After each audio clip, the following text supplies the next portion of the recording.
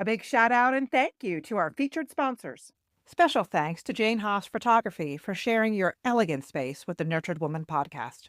Elevate your online presence effortlessly with Jane Haas's personal brand photography. Don't settle for less. Book your transformational session today. Call 732-673-9893. Get your home summer ready with Bleaches NC. Is your carpet looking tired or stubborn stains and odors lingering?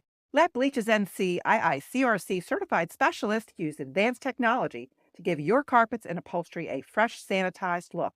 Safe for your family and pets, they'll make your home feel like new. Mention the Nurtured Woman podcast for 15% off your first cleaning. Call 984-51-GRIME or 984-514-7463 today. Relocating to a new area can be stressful, especially when you're not sure where to start. That's where Kristen Dorninger, an expert real estate agent with Southern Homes of the Carolinas, comes in. With extensive knowledge of the Lake Norman area, Kristen is here to guide you in finding the perfect home. Whether you're moving across the country or just across town, she'll make the process smooth and straightforward. Call Kristen at 704-928-6573 today and let her help you find the right community to call home.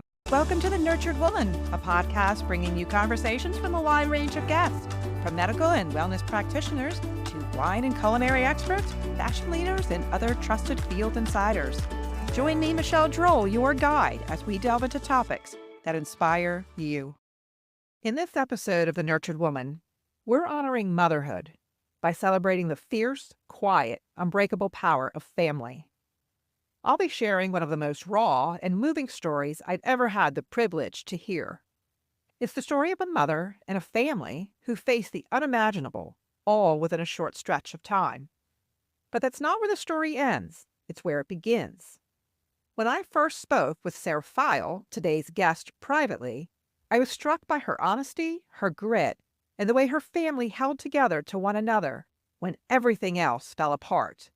You'll hear that conversation, and at times, I'll narrate to guide us through the next chapter of her journey.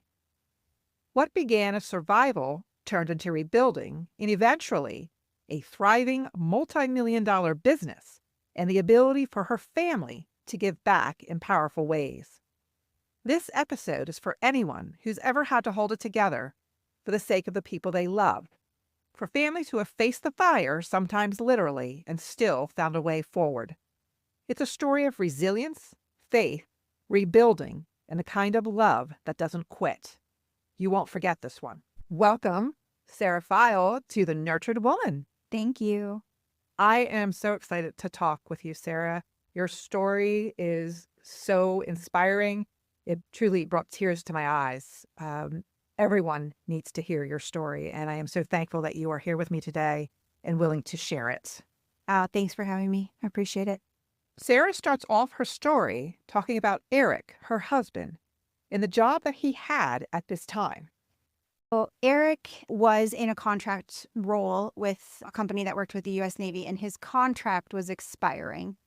At that time, we were in a position where we could choose to try to renegotiate a new contract or find a new location. And this was a job that was burning him out. And so we just figured this was a time that we could figure out something new. And North Carolina honestly came up on a Google search of the top 10 places to go.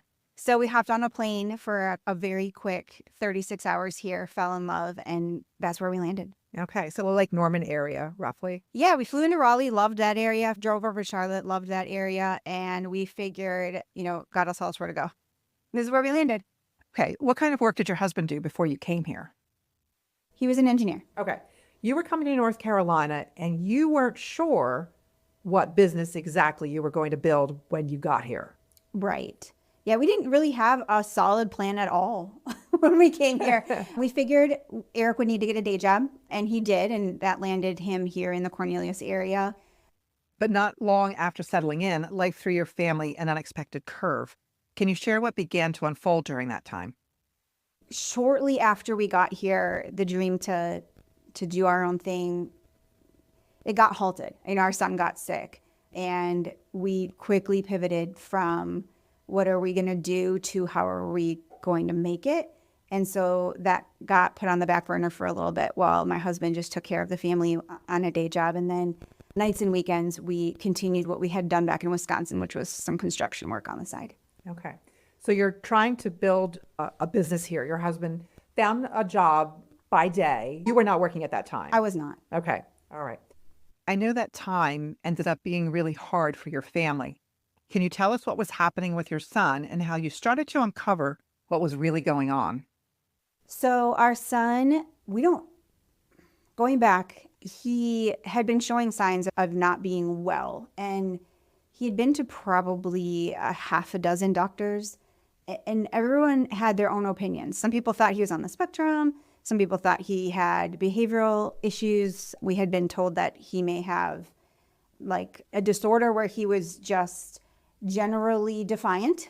But it wasn't our son, and none of those answers really felt good to us. You know, we watched our son go from this unbelievably happy, giddy, funny, joyful child to this very angry, dark, sad, like no energy, just sad version of himself. And we knew it wasn't him. Like it wasn't him at his core. Like you would look at him and it was a shell of him. It just wasn't our child. And it wasn't that he was like violently ill or he wasn't suffering from migraines, or it wasn't anything that you could really pinpoint. It was just that our son wasn't our son anymore. And it got to the point where he became a danger to himself and a danger to our family. And so we really, really prayed heavily to give us some kind of direction, because we didn't know. You know, as a mom, you don't know. You don't know when something's wrong with your child. You know something's wrong with your child. And I just didn't know what it was. And we had this beautiful interaction with a doctor here in Huntersville, Dr. Benton. I'm sure everybody knows Dr. Benton. And she just suggested to us that maybe we should look into this thing called pandas and get him tested for strep. And she did that for us, and we realized that our son had an untreated strep infection. It was beyond what her level of expertise was at the time in this field, and we ended up going, and this is like a divine intervention thing, but he was at a charter school, and there was another family at the school whose daughter was having similar experiences, but she was about a year or two into her healing. And that mom and I got connected, and she said, you need to go to this doctor, the specialist, and she knows, right? She knows. But she was out of the area, and it was out of our price range. I mean, this is tens and tens of thousands of dollars. It's not covered by insurance. It's experimental treatment. And you're not working. I'm not working. Okay.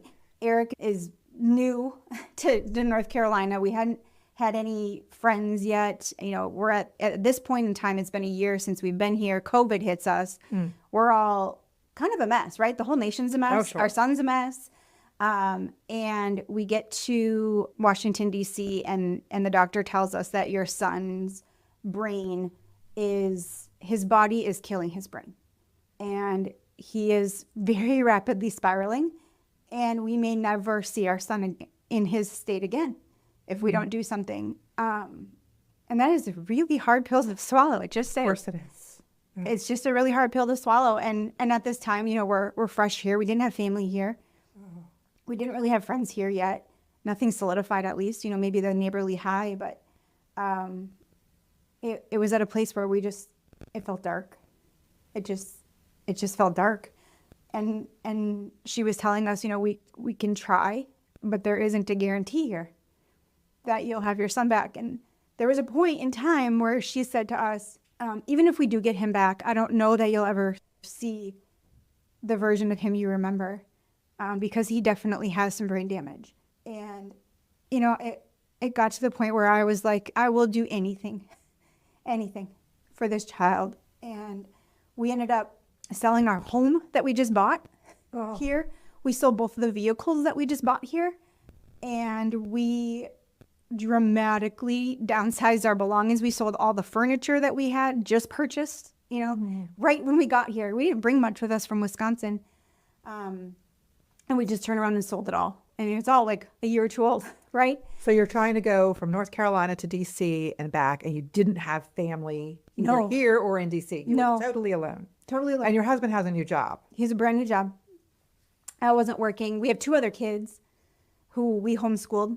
So they were watching this live, watching their brother pretty much spiral into a version of him that nobody understood. And that was actually quite dangerous because his brain was on fire. The doctor kept telling us, your son's brain is on fire. And that's why he's acting the way he's acting. And that's why you can't see him. And then he started having seizures. And we knew at that point that it was urgent. Like, it was urgent. And there was no way to pay for it. We had just spent what we had to get here. So we sold everything. And we just said, it doesn't matter. I don't care if we have to live in a 1-bedroom apartment. So what did you do? Where did you live when you were in D.C.? Well, we didn't ever station ourselves there. We just traveled back and forth and back and forth and back and forth between Washington, D.C. and North Carolina. We drove because we couldn't fly. This was during COVID. And our son was very, very ill. So we couldn't take him on a plane, obviously. And we just made the trip via car. All of your kids? With all of our children, back and forth, alone. So you were commuting between the 2 places. And where in D.C. were you going? Right down by the White House. I mean, literally her office is So it's specialty. Yeah, very, very expensive specialty. All right. How long did that treatment last where you had to go back and forth to D.C.? So in total, about a year, just car rides. After all that time on the road and in treatment, there was finally a little bit of light starting to break through. What did those first hopeful signs look like for you? At the end of the year, when she released us for yearly visits, our son was still not well, but he was no longer having seizures, and we could start to see little glimmers.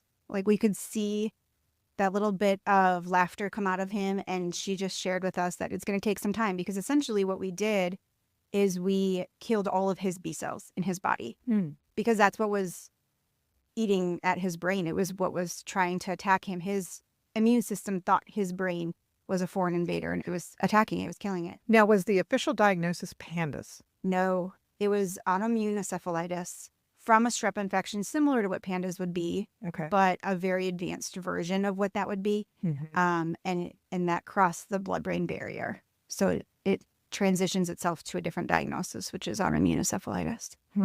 Okay. So you have the end of that year. He was not having the seizures. Correct. And so she felt comfortable releasing you to go back to North Carolina. Yeah, we were able to just stay here. And she shared with us that it would be 6 months to a year before we would see the full results, because once you kill off B cells in the body, it takes a long time for your blood marrow to repopulate that. And so she shared it was going to be a long and slow healing process. Okay. All right. Yeah. What did life start to look like for your family during that time?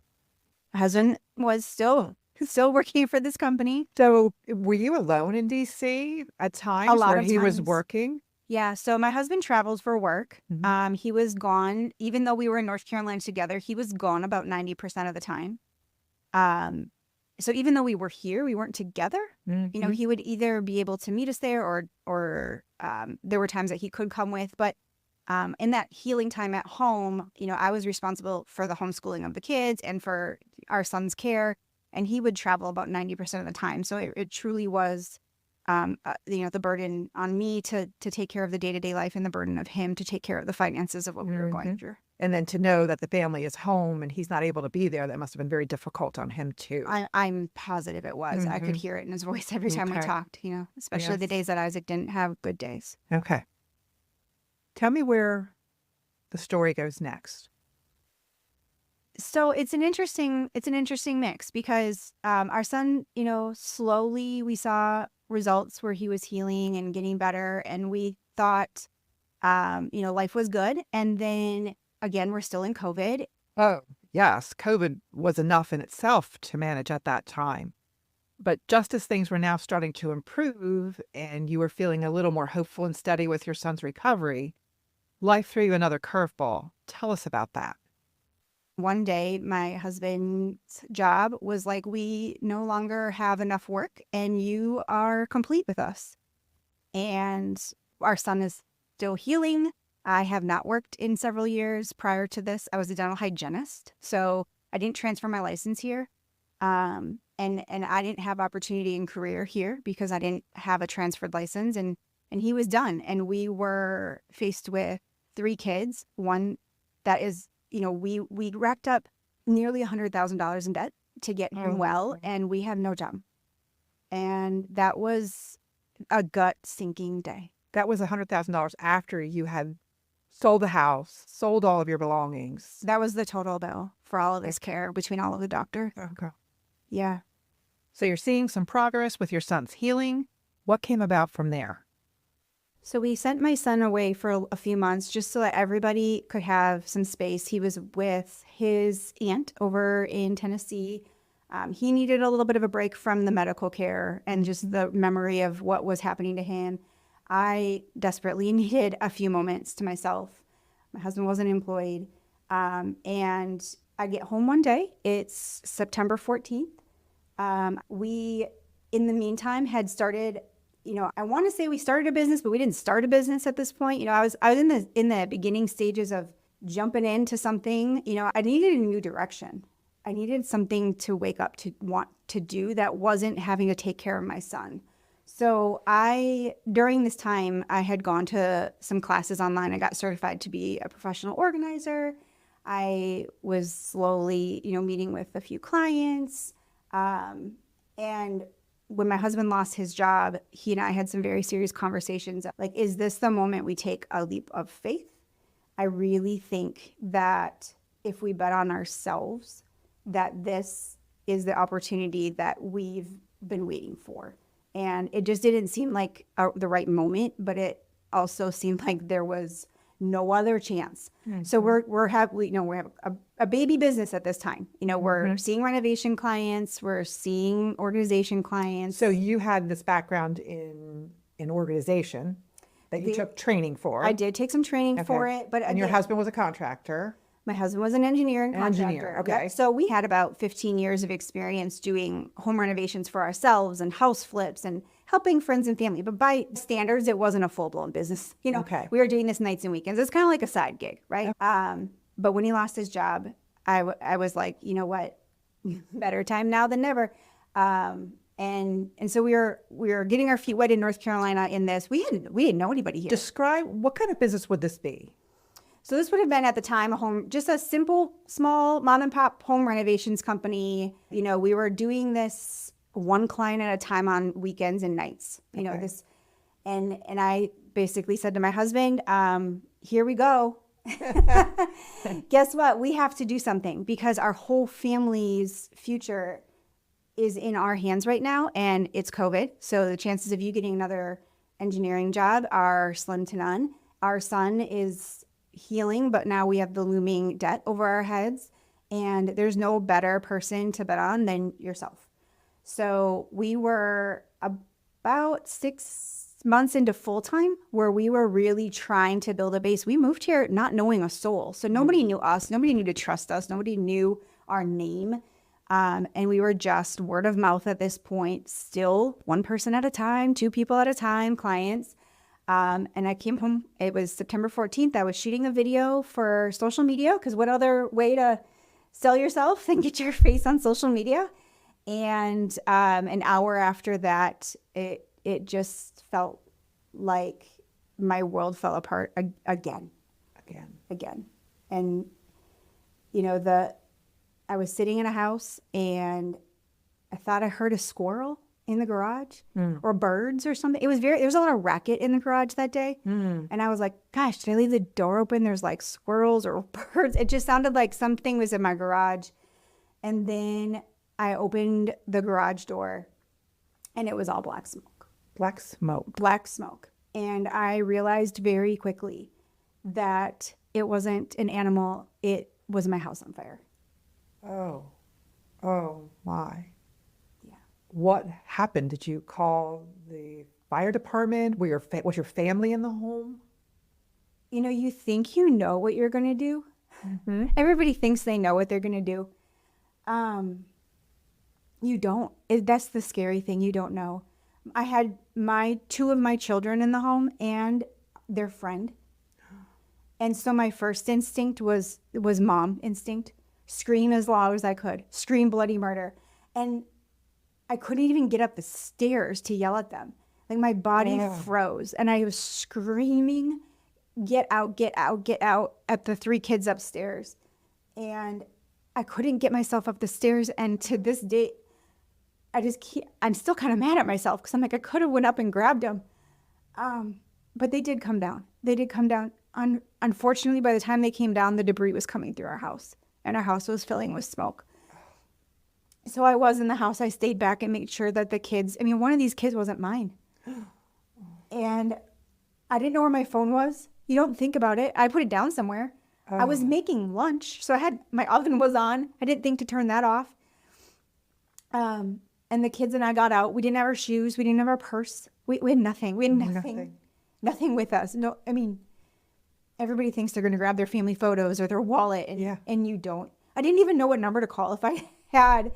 And I came outside and I just ran, and I ran with the kids. And by this time, some neighbors had noticed that half of our house was up in flames, and somebody else called 911 on our behalf, and I'm so grateful for whoever that was. To this day, I don't know who. But everyone got out. Everyone got out. With just what's on their back. Exactly what was on their back, which was essentially a shirt and pants. Okay. You got out of the house, and thankfully no one was injured.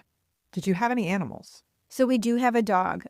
During Isaac's treatment, we did purchase him a service animal. Mm-hmm. Thankfully, Molly was in Tennessee with our son because he needed her for his care.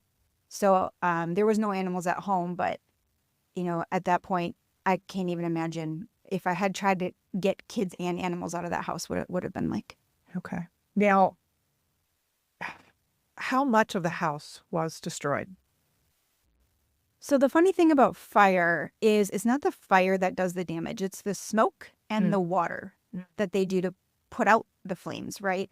So only a portion of the house was actually burned, but 100% of the house was damaged. You could not live in it. It was not livable. It's still not livable. That was in 2022.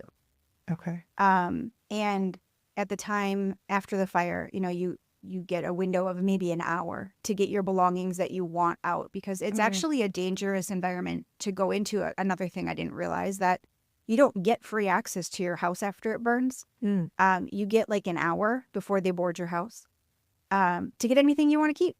And that's not enough time. It's not enough time to say goodbye to your things. It's not enough time for the kids. It's not enough time to even think about what it is that you want. But when your house is completely filled with smoke and water, the one time you go in is really the one shot you've got. And they walk in with you, and because it's unsafe. The structures are unsafe. It burned. The stairs were no longer safe. So the firefighters are there, and so you couldn't get upstairs to get anything from up there. My husband made the trek very dangerously and got a few things, but it wasn't suggested that we do. But there are just some things that we needed. Were you able to save baby photos? No. Nothing. I didn't even think about it. I mean, you do, but you don't. I didn't know where they were, and you can't dig through. You don't have electrical anymore. It was 11:30 at night. There's no electricity in the house. It's completely filled with black smoke and water. You would really have to know exactly where everything is, and I just didn't have that. That stress and cortisol and the adrenaline. I just thought we need purses and driver's licenses and credit cards and cell phones. And that's all essentially that we were able to take out. That is just devastating. The loss of the home, the loss of the memories, the loss of the pictures of your children. Well, and the loss of our business. And the loss of your business. Our business was in that house. So all of our company's tools that we're still in startup mode here. So we were keeping everything at home. We didn't have a brick and mortar. So all of our tools, our trucks, our vehicles, they were in the garage, in the driveway. We lost everything. We lost everything we had just purchased to build this business.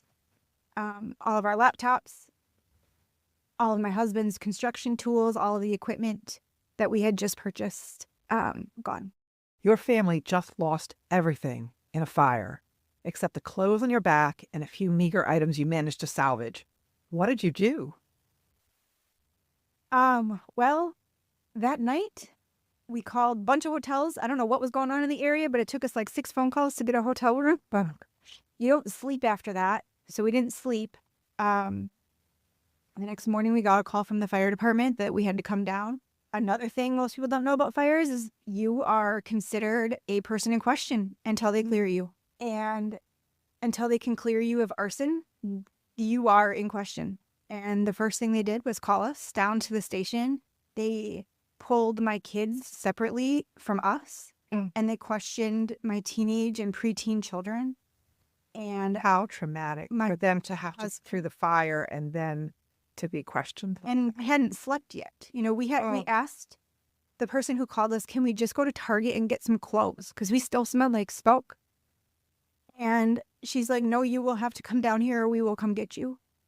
And we did. We came down, we complied. We didn't start the fire, so I knew we would be cleared. But I hadn't slept in over 24 hours at this point, and the kids, the last thing they wanted to do was be separated from their parents. And that's the first thing that happens to you after a fire in your home. And after we got cleared and we were able to leave, the first thing we did was go to Target. I had shoes on that a neighbor borrowed me. My kids had shoes on that neighbors borrowed them. And we all still smelled like smoke. Our skin was still black. And we went to Target because what else are you going to do? And we started just pulling things off the racks, anything that would fit, just to get us clean and bring it back to the hotel room and try to get a little bit of normalcy back to our lives. One thing that people don't understand when you have a house fire is that you're automatically, somehow by default, a person of question, like as if you started your own fire. And that's a really horrible feeling because you're in this traumatic event, right? My family was in this house fire. And at 7 or 8 the next morning, they call you down and they want to question you. And I haven't even fed my kids breakfast yet. Haven't changed their clothes. Nobody has had a second to breathe, right? Nobody has had a second to breathe. And you're being questioned if you've started your own house fire. And I don't understand the system. I don't know what the reason is for that, but it couldn't be more traumatic. It really couldn't be. So you have to go down to the fire station? A fire station, yeah, like City Hall-ish area. We were in Kannapolis at the time, so I don't know what that's called. But okay, and they question you. What do they ask? All kinds of stuff. I was kind of numb at this point because I was like, I don't know what. Why would you even ask me if I started my own house fire? They separated Eric and I. They asked us where we were, who we had talked to, if we were in a position where we felt hopeless in life. All kinds of really horrible questions. And they would leave the room and discuss and then come back into our rooms and then ask like the same questions over and over again. And I just kept saying, I gave you that answer already.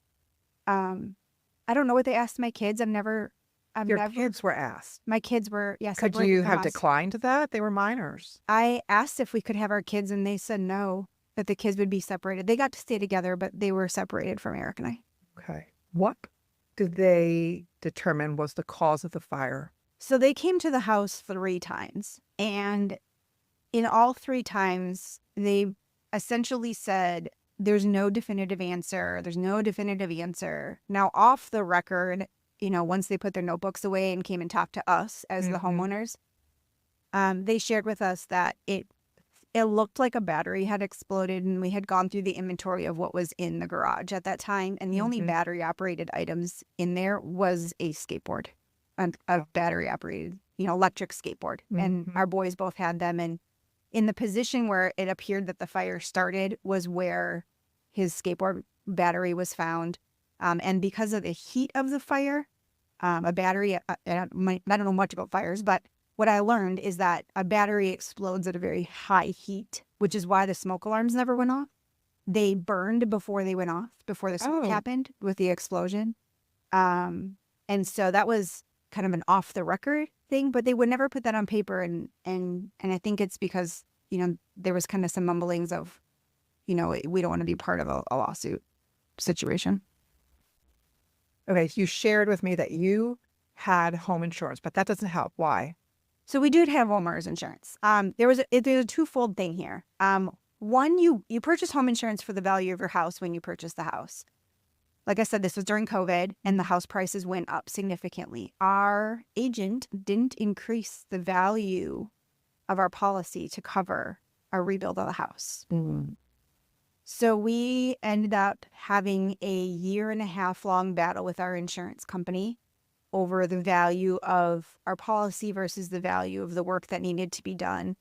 They only ended up covering a little more than half of what we needed to put the house back together. Oh, Yeah. how long did it take before the house could be renovated or rebuilt? I guess was it taken down? It wasn't taken down. It was stripped down to studs. Okay. And all the insulation and everything was removed because the smoke had been behind the walls. So the smoke was everywhere at this point. And the water was in there for so long that the house molded. You can't touch your house when it's under investigation. So the house sat wet and smoky for, at this point, I would say probably 6 months to a year, somewhere in that realm. I mean, it's a long time while the insurance company and you are battling because you can't really make much progress until there's a definitive answer of how much damage actually is in that house. We had to hire a lawyer to deal with our side with the insurance company. That bill was $90,000 by the time the day was done. And the final progress, the house isn't finished. It's 2025 and it's still not livable. Okay. And, part of that is because the house is upside down. We didn't have enough money in this. And even if you did, even if your policy was covering it all, that doesn't mean they're giving you all of the value of your policy. They have ways to make it so that all of the dollars don't get sent back to you. So it's a long process. It's been nearly 3 years and the house still is not rebuilt. Okay. So take me back to the time just after the fire. You're living in hotels at this point. Same hotel? Just you? No, we had a hotel hop because nobody has reservations for a month. So we had hopped hotels several times. We have this great group of networking women who came together and sent us to the Great Wolf Lodge for a week to give our kids a break. We were scrambling. We had clients in the middle of renovation at this time, and we were trying to manage renovation projects out of hotel rooms with homeschooled kids who are very traumatized. I'm very traumatized. We're having conversations with our renovation clients. We're working from their kitchen tables. They were so generous. We have the most lovely couple in Mooresville who invited our kids to come with us. It's because she knew we homeschooled, and she offered them lunch. And it was just the community here really rallied around us at that time because, we're a baby business. We lost everything. They understood it. We had other contractors borrowing us their tools. The community here is like no other. It really is.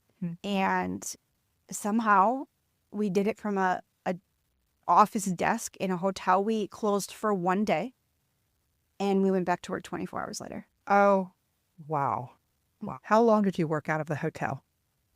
So ultimately, we worked out of multiple hotels for just under a month while we were arguing with our insurance company to let us go into a more long-term situation. That's a negotiation you have to have. Didn't know that. But they didn't want to pay for a more household size accommodation. So that was something that we had to wait for approval for in order to get that reimbursement out of our insurance, amount that we would normally get. So about a month in hopping between hotels. That was probably the most unpleasant month post-fire. And then we settled into a place for 2 weeks. And then that was all the availability they had. We had friends from Moss Creek offer us one of their houses, but it was only available for a month. So we stayed there for a month. We stayed at another place for a month. And then we finally got into a place for a year. And when that lease expired, then we moved to another location. So we have been house hopping probably no less than 9 places in the last moving all of your 3 years. Equipment. All of our equipment, our trailers, our children, their homeschooling materials. Our son is back by this time. So him and his dog. Now, mind you, he never got to see his belongings or his bedroom before he left because he wasn't there to be able to go collect anything. His siblings collected what they thought he would maybe want that first night. But he never got to see his room or his stuff again. Gosh, that's really hard, not having the chance to say goodbye to your space or things. Tell me about what you lost in the fire that are irreplaceable, that you can never get back. Yeah, that's the hardest part. It's not the house, it's the few little things.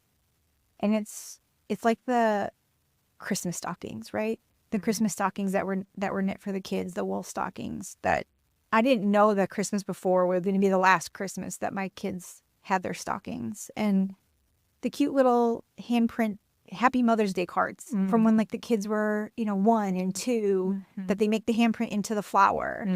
I'm missing things from my childhood. My mom had gifted me all of my Christmas ornaments, and I don't have all that stuff anymore. And it's not the expensive things that I bought that I care about. It's not the fancy makeup or the purses. It's the little things, the really little things, the Easter baskets. Right, my kids have had the same Easter baskets since the day they were born. And the first Easter after the fire, we had to go to the store and buy some. And the look on the kids' face of disappointment, it just broke my heart. Coming right back. Don't go away. Expert cleaning you can trust. Is your carpet looking tired? Stains that won't budge? Smell not so pleasant? We've got you covered. At Bleaches NC, our IICRC certified specialists use state-of-the-art cleaning technology to remove dirt, stains, smells, and allergens from your carpets and upholstery, leaving them fresh, sanitized, and looking their very best. We take pride in long-lasting results with a meticulous approach that's safe for your family and pets. Exclusive offer, mention the Nurtured Woman podcast and save 15% on your first cleaning. Call 984-51-GRIME or 984-514-7463 to book your appointment today. That's Bleaches NC. Did you know that homes listed with the real estate agent sell faster and for more money than those sold by the owner? It's true. And when it comes to selling, no one works harder for you than Kristen Dorninger, a trusted real estate agent with Southern Homes of the Carolinas. She knows the Lake Norman market inside and out, and she's got the marketing, the strategy, and the negotiation skills to get your home sold for top dollar. If you're thinking of selling, don't just list it. Sell it smarter with Kristen. Call Kristen Dorninger today at 704-928-6573. Welcome back to The Nurtured Woman. Now let's dive back into our conversation. When we first spoke, you mentioned something that you told your kids during that difficult season, and that now, years later, you've been able to tell them something entirely different. Would you share that with us? So when we got to the point post-fire that we realized this was a much bigger uphill battle than we thought. Because at the beginning you think, oh, I'll go home, right? I'll go home soon. They'll fix this. It'll all be fixed. And everybody tells you it'll be 6 months to a year. You'll be back at home. Once we hit that year mark and we realized this was a giant mountain, not a small hill, we're still paying off the debt from our son. Now we're upside down on a house. We're looking at many $100,000. The lawyer fees. We started having conversations with our kids, and our kids are just the greatest humans. They knew we were tight, right? They could realize that we were eating a lot of rice. And they weren't oblivious to it, and they didn't ask for anything. And they knew everything was really tight. And as birthdays would come and Christmases would come, we would just say, hey, we're just going to cook something here and celebrate. We'll bake your cake. But, we really we can't do much for you. And we will in the future, but we just can't right now. And they never, ever, ever made it seem like they were disappointed. They were so excited when we brought home $3 store balloons and baked them a cake from the flour and sugar we had at the house. The kids are really the champions in here because they have been so resilient and so giving to us as the parents. They never complained. We bounced them around. I mean, we moved them across the country. We took them away from their home and their friends and their family and their grandparents. And we started them here. Then our son gets sick. Then our house burns. And they have not once complained. They had not once said, what did you do this for? And we just shared, at this point, Christmas is just going to be us hanging out together. And we're just going to make applesauce decorations. And, Grandma and Grandpa will still get you gifts, but at this point, we can't. And they were so understanding. And the kids made gifts for each other that year. And it was just the sweetest thing. And honestly, I think that was one of my favorite, because the expectation of material belongings was gone. Your perception of what matters after a house fire, after you lose everything that you own in the matter of minutes, it changes. It really does. Nothing really holds a whole lot of value except for the memory mementos anymore. And the kids to this day really shine in their understanding of what's important and what's not important. And although like that mom guilt was there, where I'm like, I'm not even providing normal birthdays for these kids or real holidays for these kids. They made those holidays special. We made them special just spending time together. And I think one of the things that we forget is how much kids value the time together over the stuff. And our family really got the blessing of being able to learn that lesson a really difficult way, but it has stuck. And it's a really cool thing to be able to understand that the kids really just want time, and they just want to be with you, and they don't care how or how much it costs or what it looks like. Powerful message. Talk to me about where the business is now. You're about a year out from the fire. You're still building your business because Yeah. you had clients at the time and you still had to continue working. Yes, we did. The only people who knew really were the clients that were in there with us. You know, we had a very vulnerable conversation with them, and we just said, hey, here's where we're at. Yesterday we lost everything we had. And so they were just gracious. They referred us to their neighbors, and Eric and I had a conversation of whether or not he goes back to work, because, you know, we're kind of in the hole at this point, right? It's no point in sugarcoating it. We're upside down on life at this point. It's the point where you look at yourself and you say, I'm either going to collapse or I'm going to thrive, and I have to figure out which one it was. And something that came out of that conversation was the idea of Team Fiel. So our last name is Fiel. And Team Fiel really came out of like the desperation of we need each other more than we've ever needed each other before. We need everybody to pull together. The kids were putting labels on advertising postcards. They were helping edit social media posts.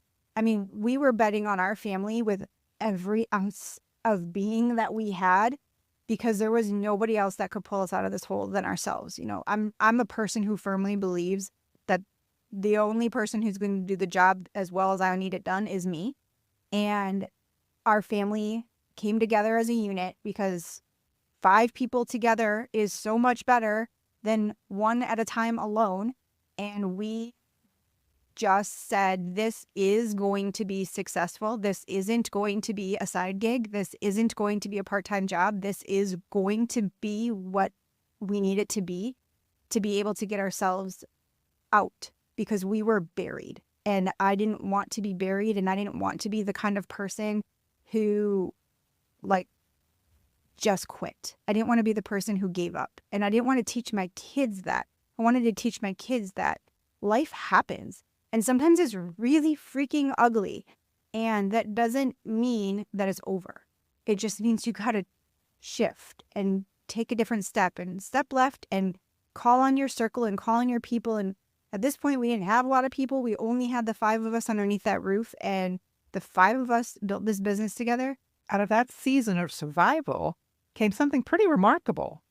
Tell us what started to shift for your family and how the business began to grow. At a year mark after the fire, we had doubled our business. You know, the first year I was in business, we had done a couple 10,000. Today in 2025, we're doing multiple $1 million in business. And that is not my doing. That is our doing. And it speaks a lot to the value of not letting your mindset take over, because there were days that I didn't want to get out of bed, right? I didn't want to face what was in front of me. When you're looking at a couple $100,000 in debt in front of you, today I'm debt free. And you wake up and you're like, I can't, right? But there's my partner next to me saying, yeah, honey, you can. And there are days that I'm only 40%, but if he's 60% and I'm 40%, we're 100% if we're together. And that's how we did this, sometimes my kids were each 20% and that's 60. And then Eric and I were each 20 and that's another 40. And the 5 of us together got out of bed. And we did that day. And that's how you did it every day? Every single day. We just woke up and registered with each other and we said, what can we do today to get ourselves to a place where we are going to be okay? You are 3 years from the time of the fire. Yes. Tell me where your business is now. Where are you as a family? So as a family, we're fantastic. My oldest is turning 18, my middle is 16, and my baby's 14. They've come a long way. My oldest is actually now employed in the family business. Wow. So let's talk about what all of this perseverance and grit helped build.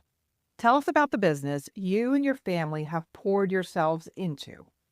Our company came from this tiny little 1 or 2 project side gig, nights and weekends business, making, a couple $10,000 a year, to multiple millions of dollars. What is the name of your company?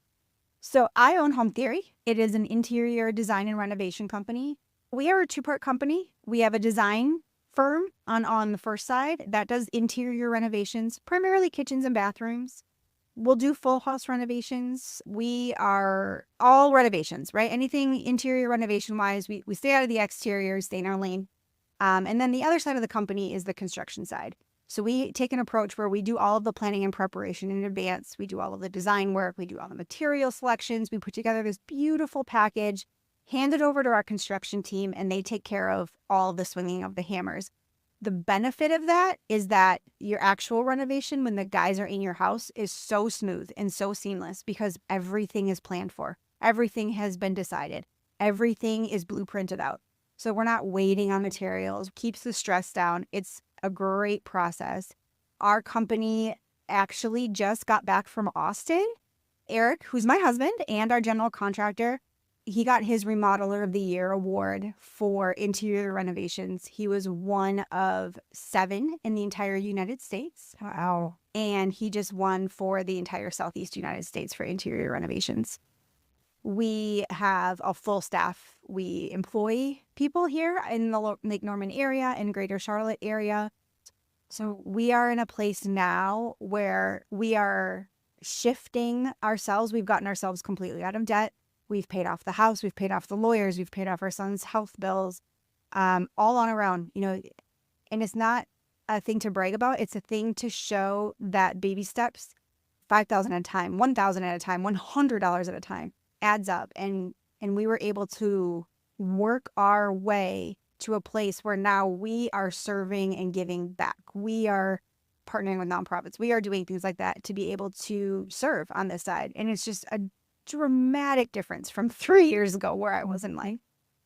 You've traveled too, you shared with me. We do. We travel. We've taken the kids to Europe. They went to Aruba. The kids, it's not that they, needed it, but we wanted some time to celebrate with our family, and they gave up so much. I mean, birthday presents, Christmas presents, holidays, going to see their grandma and their auntie for holidays.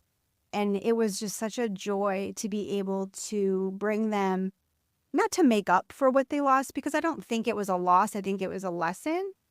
But to now be able to be on the other side and show our family that, that strength that our family built, there's success that you can celebrate on the other side. It doesn't all have to be hard. You should celebrate when you get to the other side. So life has completely turned around for your family. 180 degrees.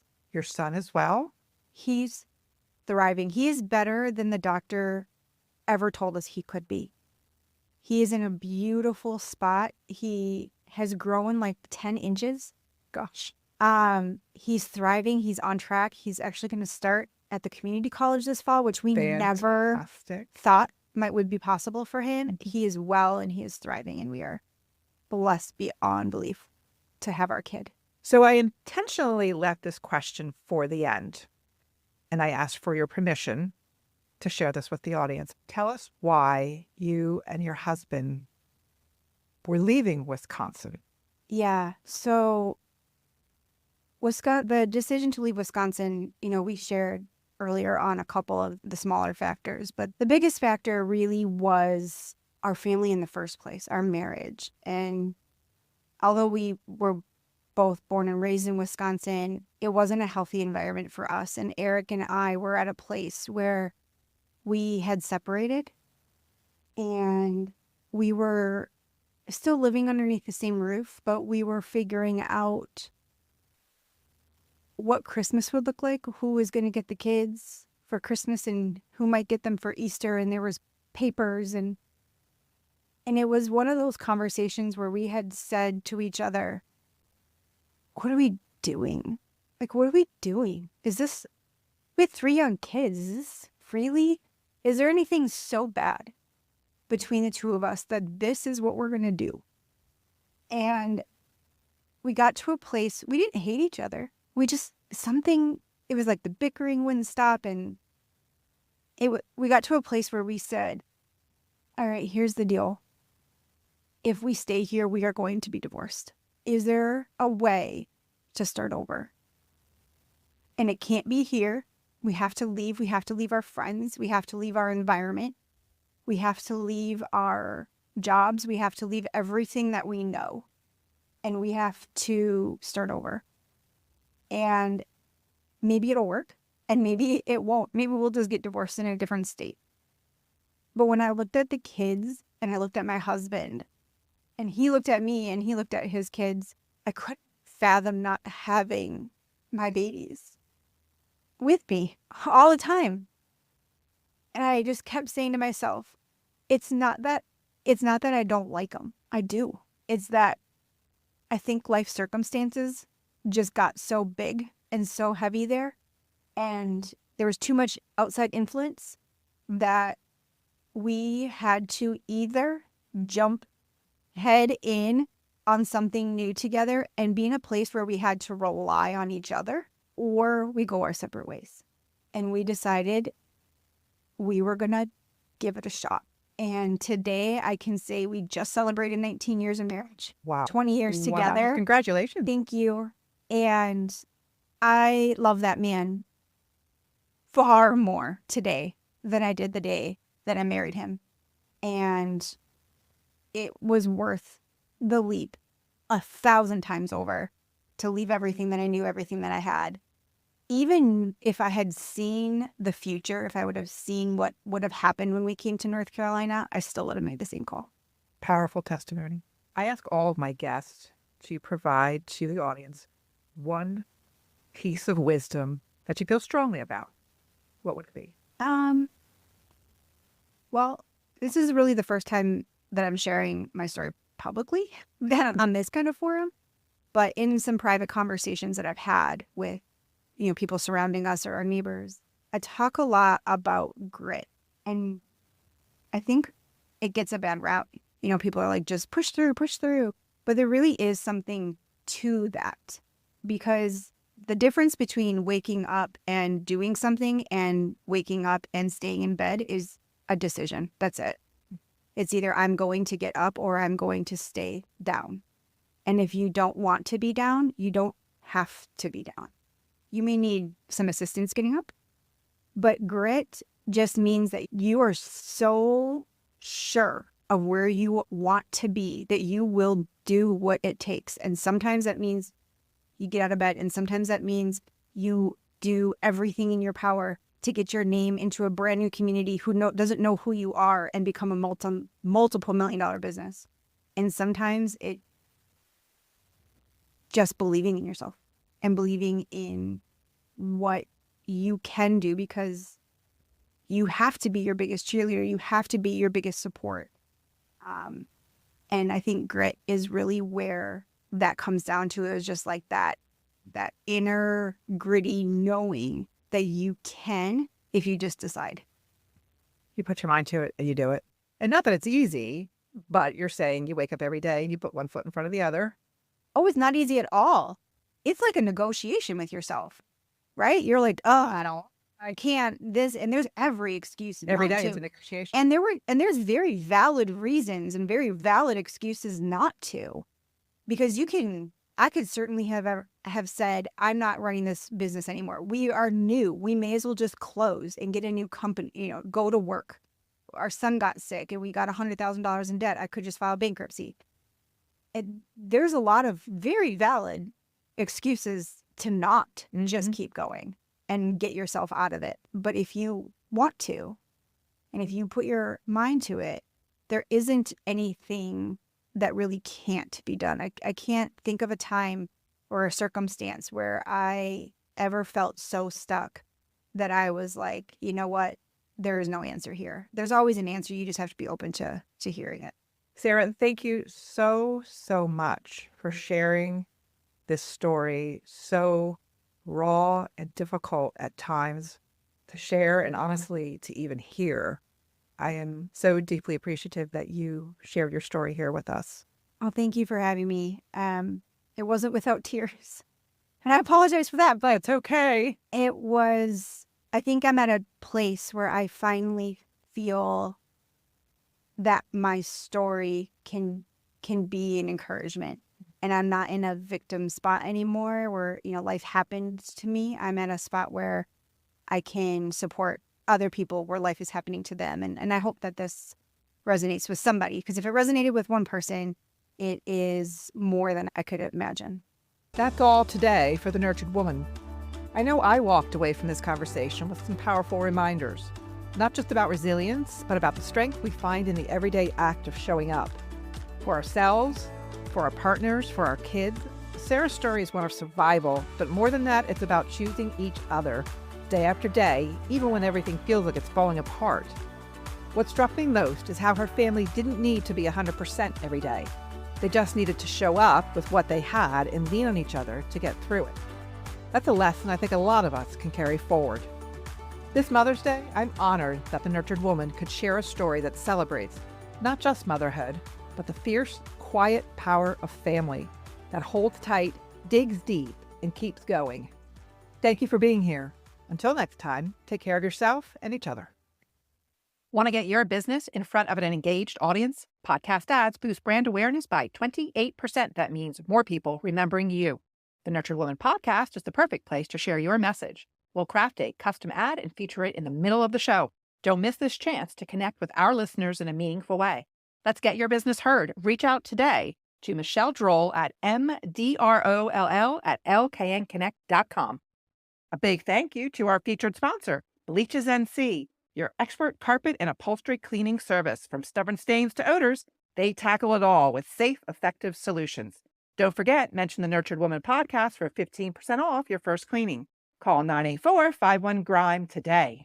Another thank you to Kristen Dorninger. Buying a home is a huge decision, and Kristen is the realtor you want by your side. Professional, trustworthy, and genuinely invested in finding the right home for you. Kristen handled all the details and made the process seamless for my family. Whether you're buying or selling, Kristen is here to guide you every step of the way. Call Kristen Dorninger at 704-928-6573, agent with Southern Homes of the Carolinas.